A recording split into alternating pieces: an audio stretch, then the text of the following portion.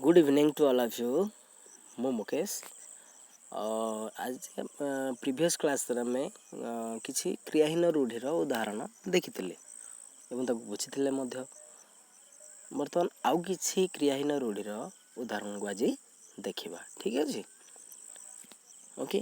तो स्टार्ट करने पूर्वर आ गोटे कथा कहूँ जदि आपण मानक भिडियोटी भल लगे तेबे आपण लाइक शेयर एंड सब्सक्राइब करेंगे ठीक अच्छे। तेरे चलतु स्टार्ट करवा। कर छड़ा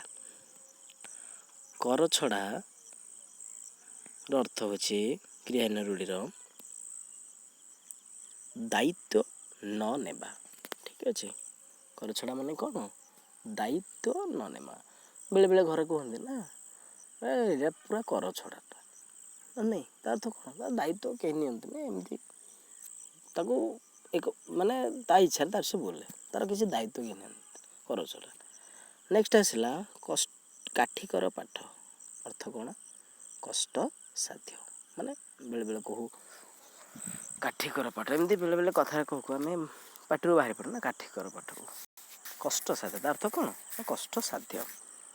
कुहा मुंडा कपिला बहु अवान्तर कथा कहे माने बेले किसी लोक था बड़ बड़ कथा कहे बुझीपार ना माने बहुत किसी जानी थे कि बड़ बड़ कथा कहे गाँ गहली एमती किसी बहुत मिलती कुहा मुंडा कपिला कहुए तार अर्थ कौन ना बहु अवान्तर कथा कहे।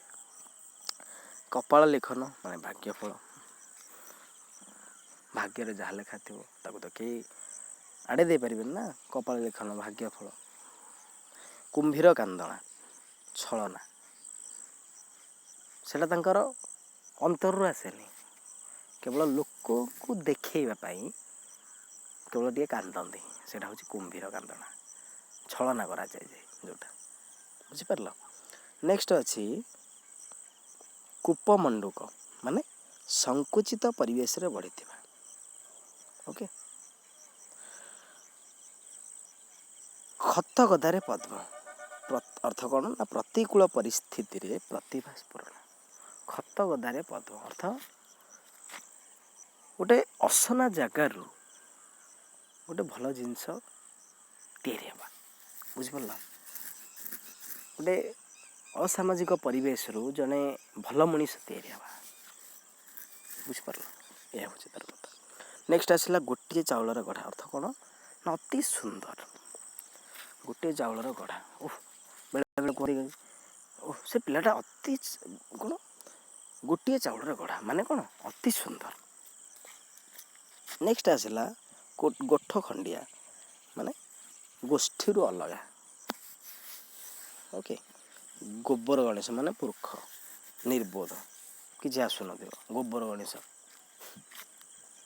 नेक्स्ट आसला घर ढिंकी कुंभीर माने निज लोक शत्रु घर ढिंकी कुंभीर अर्थ कौन ना निज लोक शत्रु। नेक्स्ट घर बुड़ी पानी आंठुए माने अवस्था असंभाल है माने विपद उपर विपद बारंबार विपद उपर विपद आसवा जोटा कि आम संभाली पारानी एत विपद को आम सह्य कर नहीं माने सेटा कौन कहुए ना घर बुड़ी पानी आंठुए।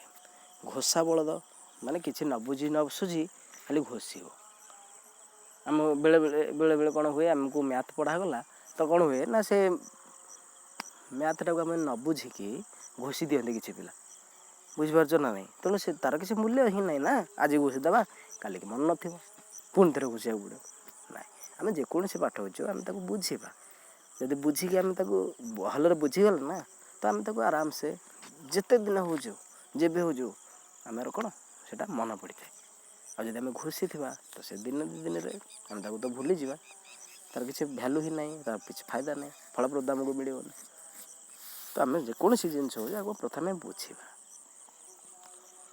नेक्स्ट आसला छुंची माछी परीक्षा माने तन तन कर देखा टिकनिक देखा बुझला जेकोसी जिनस हो टिकनिक कर देखा तदारख करवा कहुए छुंची माछी परीक्षा। छका पंझा माने उभय पक्षर सतर्क भाव छका पंझा ओके। तो ये थिला आजिर